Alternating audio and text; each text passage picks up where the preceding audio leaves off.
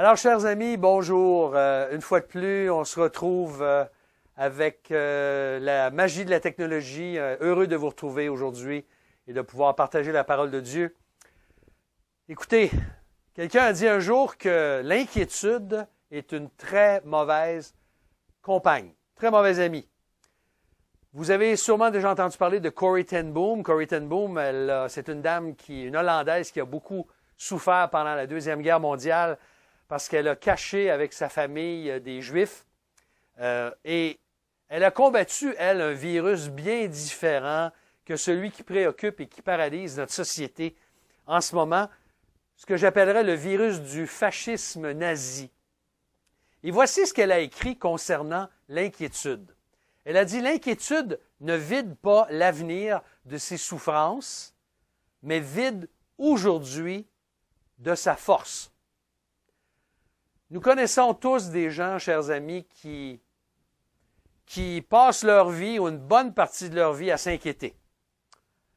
Ils se tracassent, ils aiment même s'inquiéter de leurs inquiétudes.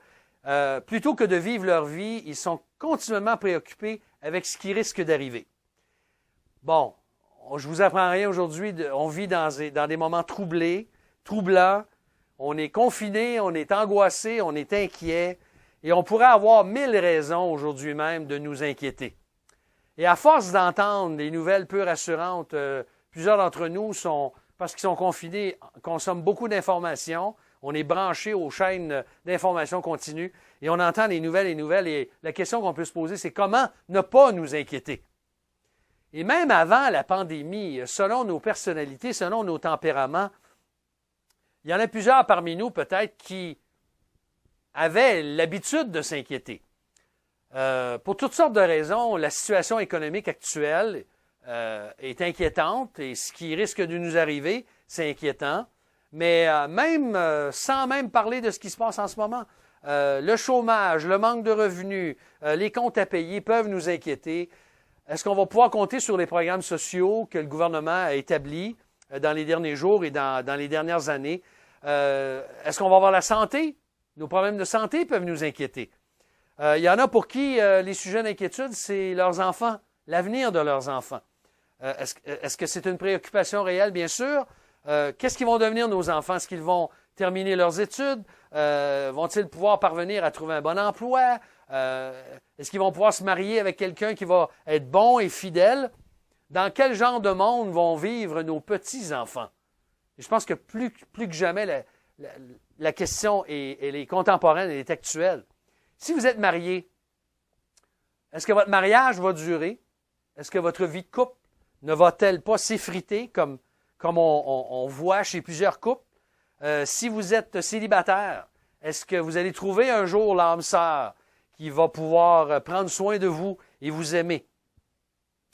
Qu'il s'agisse d'à peu près n'importe quel sujet, de valeurs morales, de violence, de conflits, de problèmes écologiques, de questions climatiques, de menaces de toutes sortes, il y a de quoi inquiéter même les plus courageux et les plus forts parmi nous. Vous savez que l'inquiétude, quelqu'un a dit que c'est un sujet aussi universel que la mort et les impôts. Elle coûte cher en médicaments, elle coûte cher en antidépresseurs, et elle est probablement, on doit l'avouer, le plus grand voleur de joie qui existe dans ce monde. Sans Dieu, il est vrai que nous avons toutes les raisons de nous inquiéter. Mais selon l'enseignement du Seigneur Jésus, particulièrement dans le Sermon sur la montagne, nous savons qu'un enfant de Dieu, un disciple de Jésus-Christ, un citoyen du royaume des cieux, parce que c'est ce dont nous parle toute la question du Sermon sur la montagne, c'est un thème important. Un citoyen du royaume des cieux, comment sa vie? Eh bien, une des caractéristiques d'un citoyen du royaume des cieux, c'est qu'il doit refuser de s'inquiéter et plutôt rechercher les valeurs de ce royaume, du royaume des cieux, auquel il désire être loyal. Alors, si vous voulez bien, on va tourner dans Matthieu, chapitre 6, versets 25 à 34, un texte percutant pour des jours comme nous vivons aujourd'hui, mais qui est bon, qui est un thème universel pour toutes les époques, autant avant qu'après une pandémie. Matthieu 6, versets 25 à 34, je lis la parole de Dieu. Voici ce que Jésus a enseigné il y a 2000 ans. C'est pourquoi je vous dis, ne vous inquiétez pas pour votre vie, de ce que vous mangerez, ni pour votre corps, de quoi vous serez vêtus. La vie n'est-elle pas plus que la nourriture, et le corps plus que le vêtement? Regardez les oiseaux du ciel, ils ne sèment, ni ne moissonnent, et n'amassent rien dans des greniers, et votre Père céleste les nourrit. Ne valez-vous pas beaucoup plus qu'eux? Qui de vous, par ses inquiétudes, peut ajouter une seule coudée à la durée de sa vie? Et pourquoi vous inquiétez au sujet du vêtement? Observez comment croissent les lys des champs. Ils ne travaillent ni ne filent. Cependant, je vous dis que Salomon même, dans toute sa gloire, n'a pas été vêtu comme l'un d'eux. Si Dieu revêt ainsi l'herbe des champs qui existe aujourd'hui et demain sera jetée au four, ne vous vêtira-t-il pas, à plus forte raison, gens de peu de foi? Ne vous inquiétez donc pas en disant « Que mangerons-nous » ou « Que boirons-nous » ou « De quoi serons-nous vêtus » car ceux-là, ce sont les païens qui le recherchent. Or, votre Père céleste sait que vous en avez besoin. Cherchez premièrement son royaume et sa justice, et tout cela vous sera donné par-dessus. Ne vous inquiétez donc pas du lendemain, car le lendemain s'inquiétera de lui-même. À chaque jour suffit sa peine. Texte bien connu que le Seigneur Jésus a enseigné. Cet enseignement-là, il a un lien avec tout ce qui précède dans le Sermon sur la montagne. En particulier, directement avec ce qu'il enseigne au verset 24, alors qu'il dit que nul ne peut servir 2 maîtres, car ou bien il va haïr un et aimer l'autre, ou il va s'attacher à un et mépriser l'autre, et les maîtres dont il parle, c'est Dieu ou Mammon, le Dieu de l'argent. Donc, bien que nous devions servir notre maître, il faut être honnête, on doit servir notre maître plutôt que l'argent, et on doit même, selon ce qu'il a dit un peu plus tôt dans le chapitre, nous amasser des trésors dans le ciel. Il n'en demeure pas moins que la vie étant ce qu'elle est, que les nécessités de la vie sont réelles. Nous avons des besoins et nous avons des nécessités aujourd'hui. Et autant les richesses de ce monde peuvent devenir une idole dans notre vie, autant les inquiétudes peuvent nous paralyser de l'autre côté et nuire à notre foi. Et Jésus le savait, ça. Alors, notre loyauté à Jésus-Christ doit s'exprimer également par notre refus de nous inquiéter pour nos besoins légitimes. C'est ce que Jésus enseigne dans ce texte. Alors, j'aimerais regarder avec vous ce matin, dans les versets 25 à 32 d'abord, 5 bonnes raisons de refuser de l'inquiétude dans notre vie. Maintenant, clarifions tout de suite quelque chose, là. Refuser de s'inquiéter, ça ne veut pas dire qu'on va vivre comme un bohème ou comme une personne irresponsable qui vit au crochet des autres ou comme un paresseux qui n'est pas prévoyant pour l'avenir sous prétexte que Dieu va pourvoir. Il y a des gens qui parlent comme ça, mais ce n'est pas de ça dont Jésus parle. Le refus de l'inquiétude, c'est avant tout de faire confiance à Dieu. Pour toutes les situations, en particulier pour tout ce qui échappe à notre contrôle. Alors, dans l'enseignement que Jésus donne, 5 bonnes raisons de refuser l'inquiétude. La première, c'est que notre vie, selon les versets 25 et 26, notre vie a une grande valeur pour notre Père. Et c'est important de se rappeler ça aujourd'hui. Ta vie en ce moment, la mienne, a une grande valeur pour Dieu notre Père. Pensons-y un instant. Puisque Dieu nous a donné la vie, nous n'avons pas à craindre de mourir de faim et mourir sans vêtements. La vie, c'est beaucoup plus que la nourriture et le corps, c'est plus que le vêtement. On est d'accord avec ça. Si Dieu s'occupe, et c'est ce que Jésus dit, il donne l'exemple, n'est-ce pas? Il dit, regardez les oiseaux du ciel. Ils ne sèment ni ne moissonnent, ils n'amassent rien dans les greniers et votre Père céleste les nourrit. Si Dieu s'occupe de nourrir les oiseaux, qui n'ont pas semé le grain et qui n'ont pas moissonné la récolte, puisque nous valons beaucoup plus qu'eux, il prendra soin de nous. Ai-je besoin de vous rappeler aujourd'hui que le Seigneur Jésus n'est pas mort à la croix pour des pinsons. Il n'est pas mort à la croix pour des hirondelles. Il n'est pas mort à la croix pour des geais bleus. Ah, ils sont beaux, ces oiseaux-là, mais ce n'est pas pour eux que Jésus est mort. Jésus est mort à la croix. Il a payé la dette pour nos péchés, pour des humains déchus comme toi et comme moi, qui avions besoin de nous réconcilier avec lui. C'est pour nous que Christ est mort. Alors, si Christ est mort pour nous, et ce n'est pas d'abord pour des oiseaux, notre vie a une grande valeur à ses yeux. Deuxième vérité que Jésus nous donne au verset 27, lorsqu'il dit « Qui de vous, par ses inquiétudes, peut ajouter une seule coudée à la durée de sa vie? » Deuxième vérité, c'est que notre vie ne s'allonge pas par nos inquiétudes. Nos inquiétudes ne rallongent pas la durée de notre vie, même pas d'une coudée, c'est-à-dire à peu près 30 cm. Non, qu'est-ce que les inquiétudes font dans la vie des gens, normalement? C'est plutôt le contraire. Elles raccourcissent leur vie. Elles ont un effet direct sur leur santé. Elles nous font souvent mourir à petit feu. Elles nous donnent des ulcères. Elles provoquent des réactions dans notre corps. Et toute notre qualité de vie peut être affectée si nous nous laissons aller à l'inquiétude. Autant notre vie spirituelle, notre vie physique, notre vie psychique, notre santé mentale, notre santé familiale, tout ça va être affecté si on se laisse aller à nous inquiéter. Alors, c'est une bonne raison de refuser l'inquiétude parce que notre vie ne s'allongera pas. Une troisième vérité, et je l'aime particulièrement celle-là, c'est qu'au verset 28 à 30, Jésus nous dit, toujours dans Matthieu 6, que Dieu s'occupe de notre garde-robe. Façon de parler, de la même manière que les oiseaux ne sèment ni ne moissonnent pour se nourrir, les lys des champs ne travaillent pas, ni ne filent pour que Dieu leur accorde une beauté autant incomparable qu'elle puisse avoir. Vous voyez ce que Jésus dit, je le relis. Pourquoi vous inquiétez au sujet du vêtement? Observez comment croissent les lys des champs. Ils ne travaillent ni ne filent, et cependant, je vous dis que Salomon même, dans toute sa gloire, n'a pas été vêtu comme l'un d'eux. Et si Dieu revêt ainsi l'herbe des champs qui existe aujourd'hui et demain, qui va être jetée au four, ne vous vêtira-t-il pas de, à plus forte raison, gens de peu de foi?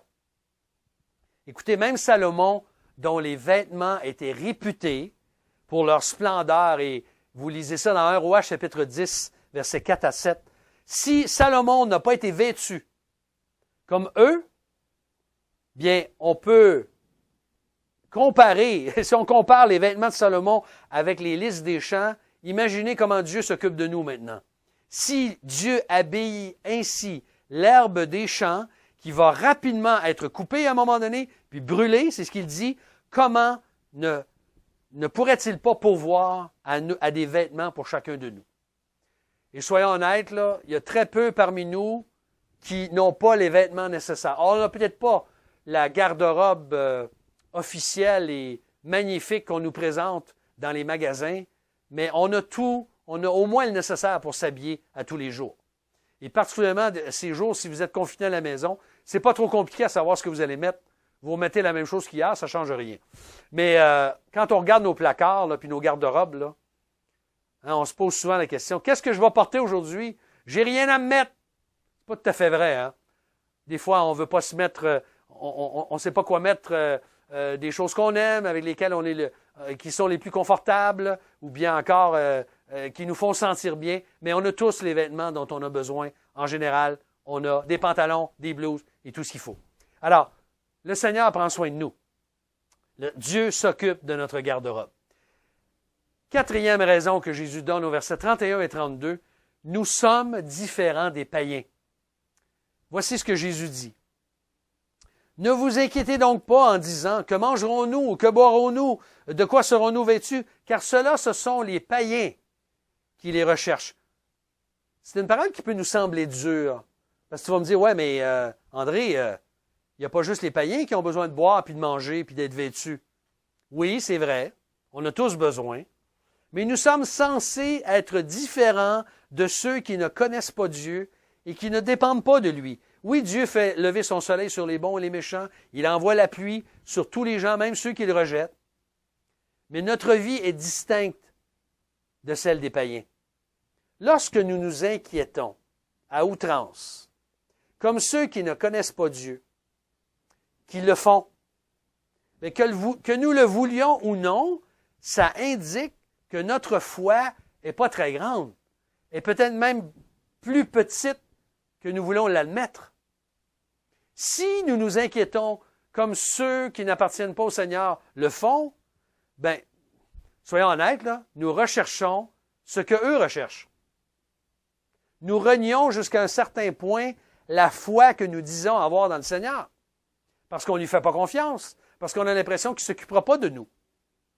Si on dit croire, mais en réalité, on ne fait que s'inquiéter, si on se plaint sans cesse et qu'on est angoissé au possible de peur de manquer du nécessaire, notre conduite et nos paroles sont en train de proclamer que notre foi n'est pas vraiment solide, n'est pas vraiment réelle. Est-ce qu'on y croit vraiment au Seigneur? Est-ce qu'on croit vraiment que notre Père, ton Père céleste, va s'occuper de toi? Et on devrait être différent des païens. Et nous le sommes. Nous avons un Père céleste. Si Jésus-Christ est notre Sauveur et notre Maître, donc nous sommes différents des païens. C'est une quatrième et bonne raison que Jésus nous donne de refuser de nous inquiéter. Et la dernière, moi je l'appellerais le dessert, hein, la cerise sur le sundae, si vous permettez l'expression. Au verset 32, Jésus ajoute, « Car ceux-là, ce sont les païens qui le recherchent. » La fin du verset, « Or, votre Père céleste sait que vous en avez besoin. » Savez-vous quelle est la raison, en fait? Elle est très simple. Dieu, ton Père, mon Père, connaît nos besoins réels. Il les connaît. Et c'est rassurant, ça. Mon Père du ciel connaît mes besoins réels mieux que moi-même. Mieux que moi-même. Il est mon Créateur. Il est ton Créateur. Lui qui soutient toutes choses par sa parole puissante. Et Jésus répète ce qu'il a dit précédemment dans le Sermon sur la montagne, en particulier au chapitre 6, toujours dans Matthieu, au verset 8. Vous vous rappelez lorsqu'il a dit, « Toi, quand tu pries, là, bien, en priant, ne multipliez pas de vaines paroles, comme les païens qui s'imaginent qu'à force de paroles, ils seront exercés. » C'est le verset 7. Et verset 8. « Ne leur ressemblez pas, car, quoi? Votre Père sait de quoi vous avez besoin avant que vous le lui demandiez. Avant même qu'on le demande au Seigneur. Dieu sait de quoi nous avons besoin. » Alors, de la même façon que nous ne devrions pas multiplier de vaines paroles dans nos prières comme le font les païens, bien, nous devrions de la même façon refuser de nous inquiéter, comme eux, parce que Dieu sait de quoi nous avons besoin. Vous savez, des fois, à nous écouter prier, certains d'entre nous, ou même on s'écoute prier nous-mêmes, on a l'impression des fois qu'on essaie d'informer Dieu. Bien, j'aimerais te rappeler que quand tu pries, tu n'informes pas Dieu. Dieu, il dit au verset 8, qu'il sait exactement de quoi tu as besoin avant même que tu lui demandes. Alors, appliquez ça maintenant à l'inquiétude. Des fois, on s'inquiète parce qu'on a l'impression que Dieu n'est pas au courant. Qu'on a besoin d'informer Dieu de notre état réel. Pourtant, Dieu connaît notre état réel. Il connaît ce qui nous préoccupe. Et quand on sait que Dieu va s'occuper de nous, Dieu va pourvoir à nos besoins, ça enlève l'inquiétude. Ça nous donne cette paix qui surpasse toute intelligence. Dieu va s'occuper de nos besoins indispensables. Mais soyons précis, Dieu ne s'occupera pas de nos caprices. Dieu ne s'occupera pas de nos désirs, mais de nos besoins. Et pour nous, en Amérique du Nord, avouons-le, frères et sœurs, en Jésus-Christ bien-aimés, ce que nous considérons souvent comme des besoins essentiels sont en fait souvent des caprices et des grands luxes pour une grande majorité d'habitants dans notre monde qui sont dans la pauvreté, dans la misère et qui ont de la misère à manger à tous les jours. Nous avons beaucoup de difficultés à croire, avouons-le, les paroles de l'apôtre Paul dans 1 Timothée, chapitre 6, verset 8, de ce qu'il dit « Si donc nous avons la nourriture et le vêtement, cela nous suffira. » C'est bon pour les déménagements, ça. Quand tu mets les choses dans un camion, là, j'ai déjà mentionné ça, à mesure de rentrer du stock dans le camion, là, puis on se dit « Ah, si nous avons la nourriture et le vêtement, cela nous suffira. » On ne vit pas tout à fait comme ça. On pense qu'il y a tellement de choses qui sont essentielles à la vie. Alors, frères et sœurs, nous avons toutes les bonnes raisons de refuser de nous inquiéter parce que notre vie a d'abord une grande valeur pour notre Père. Ça commence là. Ensuite, notre vie ne sera pas plus longue par nos inquiétudes. Dieu s'occupe de notre garde-robe. Nous sommes différents de ceux et celles qui ne le connaissent pas. Et notre Père céleste connaît nos besoins réels. Et on a toutes les bonnes raisons. Mais Jésus n'arrête pas là dans le texte. Et le deuxième point et le dernier va être très bref. Au verset 33, ce qui est merveilleux, c'est que dans sa bonté, Jésus ne nous dit pas simplement « refusez de vous inquiéter ». Il nous a donné des raisons, mais il nous propose une alternative. Et moi, j'aime ça. Jésus nous propose une alternative. Et c'est souvent comme ça. Quand l'apôtre Paul nous dit ailleurs « arrête de voler, mais mets-toi à travailler pour être généreux pour te donner ». Il y a une alternative que Dieu nous... Quand Dieu transforme nos vies, il nous propose des alternatives qui sont bien meilleures que ce que nous faisions auparavant et ce que nous avons tendance à faire et qui peut être nuisible. Alors, l'alternative bien supérieure que Jésus nous propose, c'est une vision à long terme. Tu vois, si tu t'inquiètes juste pour maintenant, non? Non, ta priorité, ça devrait être de chercher d'abord le royaume de Dieu et sa justice. Notre priorité, donc, deuxièmement, c'est de chercher avant tout son royaume. Et sais-tu ce qui arrive quand tu cherches le royaume de Dieu et la justice de Dieu, la justice de ton Père, le royaume de ton Père céleste? Le résultat, la nourriture, le vêtement et bien d'autres bienfaits nous seront donnés. Dieu va s'occuper de nos besoins. Tu vois, un citoyen du royaume des cieux devrait d'abord rechercher les valeurs du royaume. Et Dieu va s'occuper de nos besoins. Et on pourrait raconter toutes sortes d'histoires de la fidélité de Dieu dans vos vies, dans la mienne, où Dieu a démontré qu'il a pourvu, qu'il pourvoit en ce moment, puis qu'il va continuer à pourvoir. Et on peut simplement remercier Dieu pour sa fidélité. C'est Origène. Origène, vous avez peut-être déjà entendu ce nom-là, un grand théologien du 3e siècle, surtout connu pour ses allégories des paraboles et de bien d'autres textes. Il a dit ceci un jour, il a écrit ceci, « Demandez de grandes choses, et les petites vous y seront ajoutées. Demandez les choses célestes, et les terrestres vous seront données par surcroît. » Alors, en conclusion, verset 34, nous avons une autre raison avec laquelle Jésus enveloppe toutes les autres. On pourrait dire une sixième, mais il enveloppe toutes les 5 qu'il a données, une raison finale pour laquelle nous devrions refuser l'inquiétude. Et moi, je peux très bien imaginer Jésus avec un beau sourire dans son visage lorsqu'il a dit ces paroles à ses disciples et à la foule qui l'écoutait. Il a dit, « Ne vous inquiétez donc pas du lendemain, car le lendemain s'inquiétera de lui-même. À chaque jour suffit sa peine. » C'est comme si Jésus nous disait ceci. Et moi, c'est ma compréhension. Peut-être qu'elle est pas tout à fait exacte, mais j'aime penser que c'est ce que Jésus nous dit. Si Jésus nous dit, « Tu tiens absolument à t'inquiéter? Tu veux vraiment t'inquiéter? » Je vous en ai donné des raisons au début, pour lesquelles, si vous n'êtes pas quelqu'un qui vous inquiétez, là, je vous en ai donné des raisons pour lesquelles vous pouvez vous inquiéter, mais oubliez-les à mesure. Mais ici, c'est comme si Jésus nous disait, « Tu veux t'inquiéter? Eh bien, limite, si tu tiens absolument à t'inquiéter, limite ton inquiétude à aujourd'hui.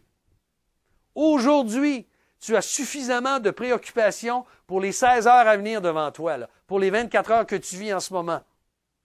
Quand les difficultés et les défis de demain seront là, je serai là, moi. C'est ce que Dieu nous dit. Le Seigneur Jésus nous devance. Dieu t'aura déjà devancé demain. Alors, inquiète-toi pas de demain. Laisse demain s'inquiéter de demain, de lui-même, parce que sa grâce va être suffisante. À chaque jour suffit sa peine. J'ai suffisamment de préoccupations aujourd'hui, dans mes 24 heures, incluant le sommeil. Dieu va s'occuper de moi aujourd'hui. Laisse demain s'inquiéter de demain. Et je crois aussi, frères et sœurs, de façon très sérieuse, que Jésus veut nous dire aussi par ce texte que si je refuse de compter sur Dieu, eh bien, je révèle le caractère réel de mon cœur.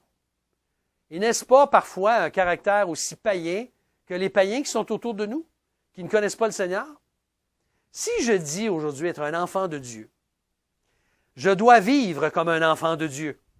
Je devrais vivre comme un enfant de Dieu. Et dans un monde déchu dans lequel nous sommes actuellement, au lieu de nous inquiéter, partageons notre espérance. Partageons le fait que nous avons une bonne raison, nous, de ne pas nous inquiéter. Nous avons un Dieu, un Père céleste, avec qui nous sommes en relation, qui est venu dans ce monde par Jésus-Christ pour nous réconcilier avec lui, et nous pouvons nous confier en lui. Et dans tous les tracas de la vie actuelle, tout ce qui nous préoccupe, nous pouvons lui confier. Je n'oublierai jamais les paroles que je vous ai déjà citées dans le passé d'un de nos pionniers au Québec, le pasteur Bill Phillips, qui disait avec sa belle voix, « Nourris ta foi et tes inquiétudes et tes craintes vont mourir de faim. » Nourris ta foi et tes inquiétudes et tes craintes vont mourir de faim. Quelle recette, chers amis. Alors, aujourd'hui, j'aimerais vous encourager dans la prière. Nous allons terminer par un mot de prière. J'aimerais vous inviter avec moi à remettre ce qui vous préoccupe en ce moment, ce qui vous inquiète, ce qui vous dérange, ce qui vous angoisse, et lui dire, Seigneur, je sais que tu vas t'occuper de moi, basé sur l'autorité de l'enseignement du Seigneur Jésus dans le sermon sur la montagne. Vous voulez vous courber avec moi, nous allons prier ensemble. Notre Père, notre Dieu, nous voulons te remercier ce matin, d'abord que oui, tu es notre tendre Père céleste et que tu veux t'occuper de nous.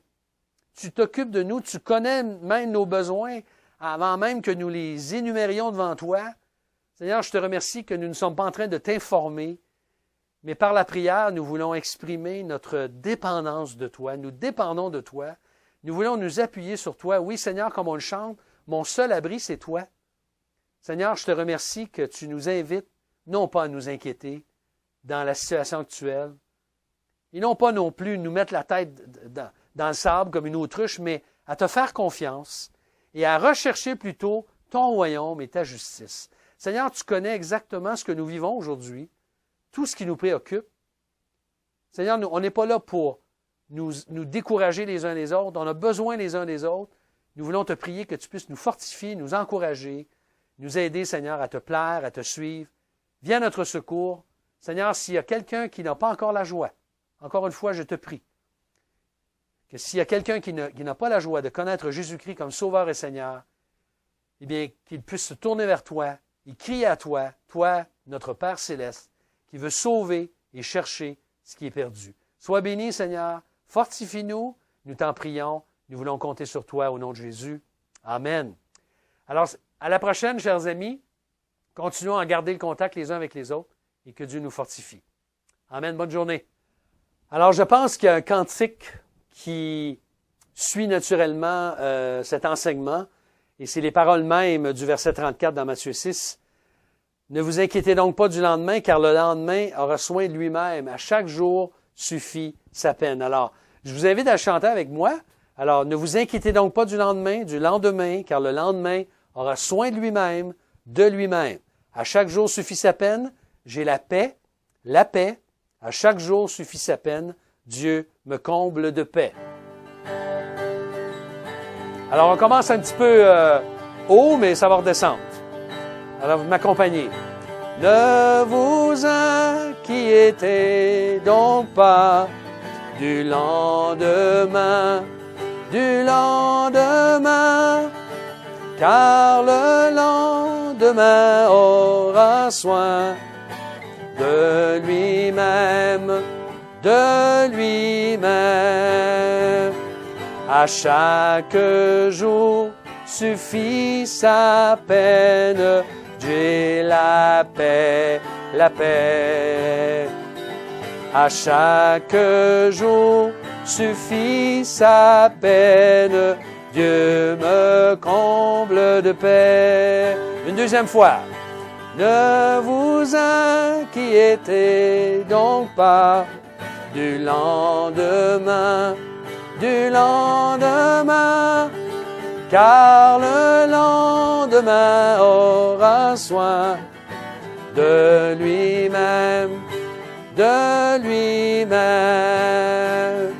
À chaque jour suffit sa peine, j'ai la paix. À chaque jour suffit sa peine, Dieu me comble de paix. Une dernière fois ensemble. À chaque jour suffit sa peine, j'ai la paix. À chaque jour suffit sa peine, Dieu me comble de paix. Bien que Dieu, le Seigneur Jésus, puisse vous combler de sa paix et vous fortifier, vous bénir aujourd'hui et cette semaine. À très bientôt. Seigneur vous bénisse.